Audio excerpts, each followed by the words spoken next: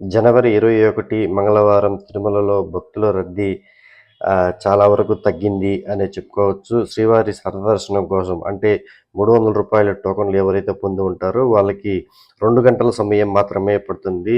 మరోపక్క సర్వదర్శనం టోకన్ను తీసుకోని భక్తులకు అంటే సర్వదర్శనంలో వెళ్ళే భక్తులకు 6 గంటల సమయం అయితే పడుతుంది. మరోపక్క నిన్న శ్రీవారిని దర్శించుకున్న భక్తుల సంఖ్య 83,806 మంది. అదేవిధంగా నిన్న తలనీలాలు సమర్పించుకున్న భక్తుల సంఖ్య 23,352 మంది.